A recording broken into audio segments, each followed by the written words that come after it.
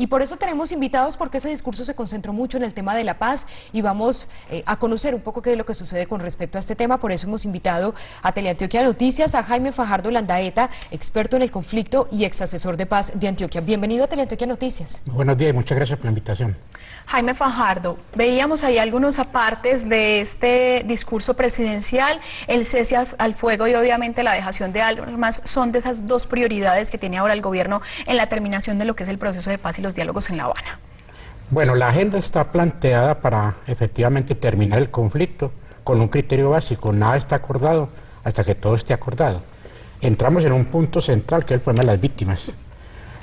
Digamos que en América Latina y en el mundo son de los pocos conflictos que en medio de las negociaciones juegan un papel protagónico las víctimas del conflicto.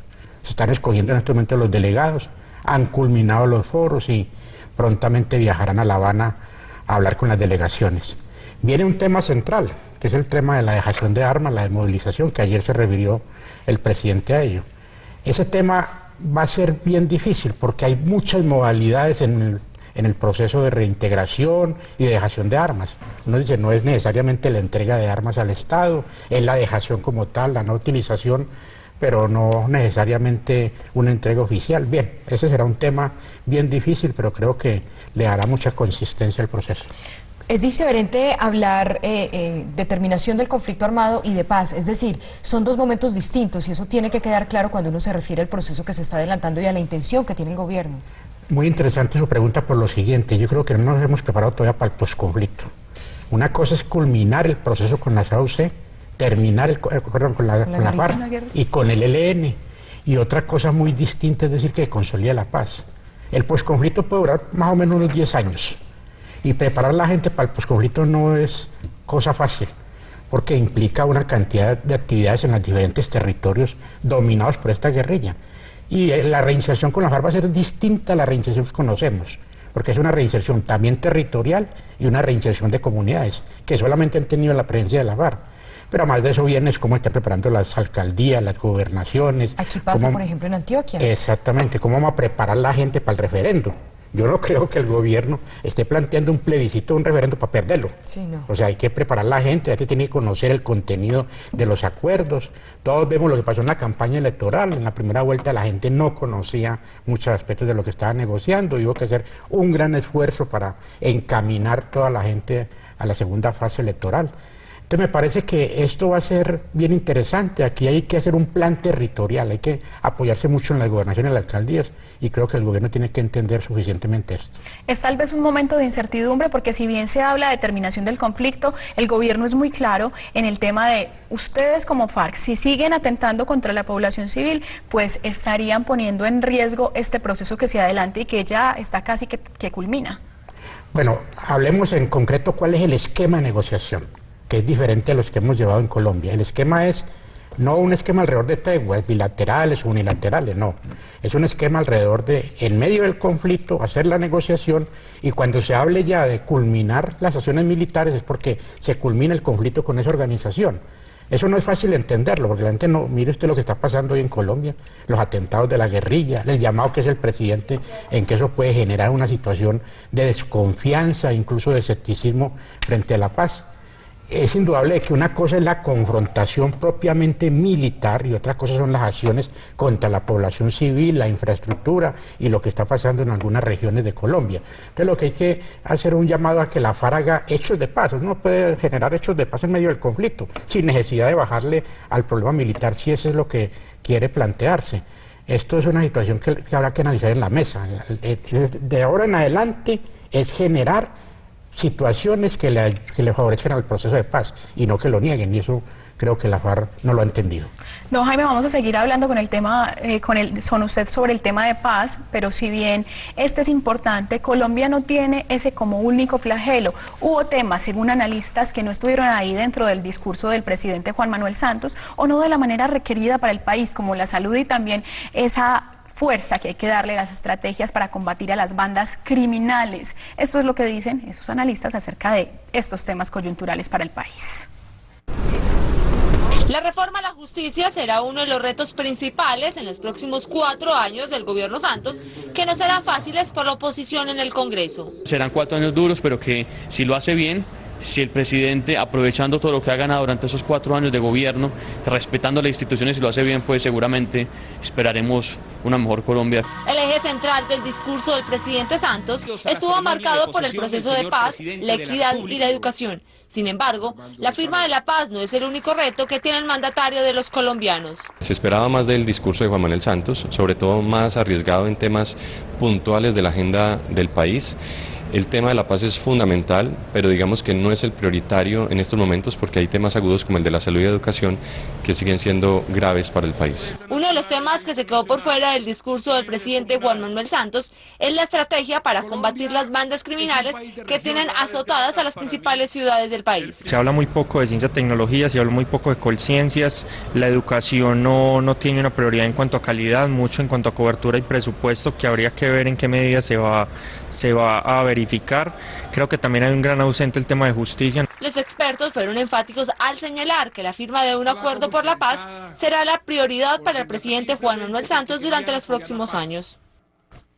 6 de la mañana, 20 minutos. Continuamos aquí con Jaime Fajardo Landaeta, experto en el conflicto y ex asesor de paz del departamento de Antioquia. Ayer me llamó mucho la atención una frase que dijo el presidente de la República. Dice que quien quiera llegar primero, pues debe caminar solo, pero que quien quiera llegar más lejos, es el momento de hacerlo juntos.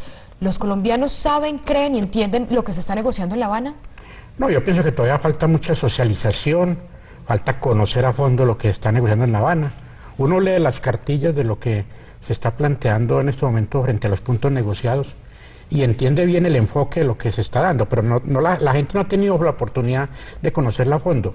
Pienso que la metodología, el esquema para llevar a la gente todo esto que se está planteando va a ser una estrategia de mucho fondo, sobre todo va a jugar mucho la parte, digamos, de comunicaciones, de información, los talleres que hagan con la comunidad, los procesos de participación ciudadana, las actividades con la academia, va a jugar mucho y con los medios de comunicación en general. Entonces todavía eso no se está dando. Yo entiendo que hay una parte secreta de la negociación y que ahí sí hay que hacerlo, pero llega un momento en que uno tiene que saber qué le manda a la opinión pública, en qué centra la atención de la opinión pública, y eso todavía no se ha focalizado. Este proceso de paz adelanta y hay aprendizajes del país que vienen de tiempos atrás, EPL, también el proceso de las AUC.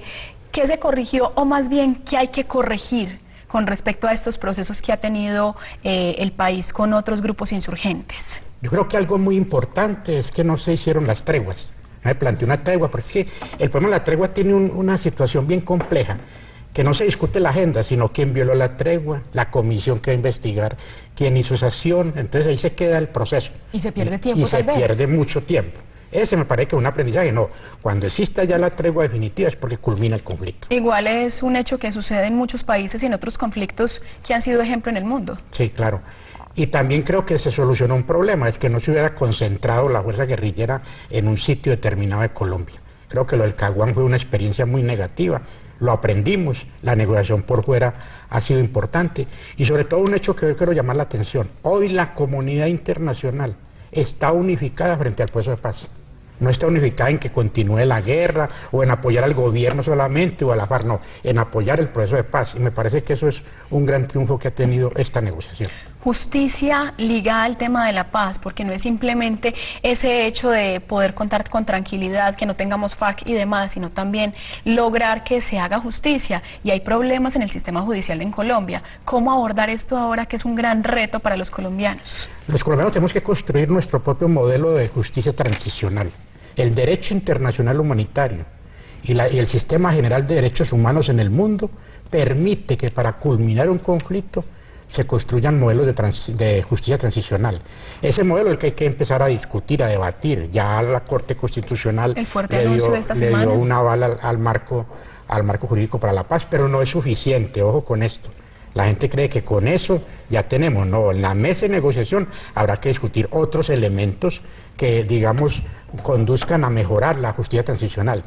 Y la justicia transicional no es solamente las penas, la justicia transicional también es si las víctimas quedan satisfechas con la reparación, si las víctimas quedan claras y, digamos, es contundente el hecho de lo que hay que hacer en generar todas las actitudes positivas frente al problema de la paz. Entonces, me parece que ahí hay un elemento que habrá que discutir con mucha fuerza. Qué bueno que habló de víctimas, porque le quería preguntar qué podemos esperar de ese encuentro y esa reunión donde van a estar presentes 60 víctimas de Colombia. La FARC tiene que ser clara, contundente y eficaz en señalar cuál fue su actitud y su responsabilidad frente al conflicto y las víctimas.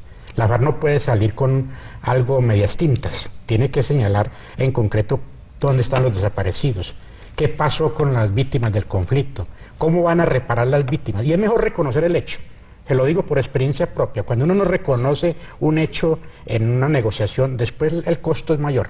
La gente no olvida realmente las consecuencias del conflicto. Y aquí lo que hay que buscar es llegar a un punto donde no haya repetición del proceso y del daño causado a las víctimas. Ex asesor, le voy a pedir que sea muy breve con esta pregunta. ¿Usted cree en el proceso de paz que se está conversando en La Habana, Cuba? Yo sí creo. Yo creo que va a ser muy difícil, pero que es importante apoyar esta negociación.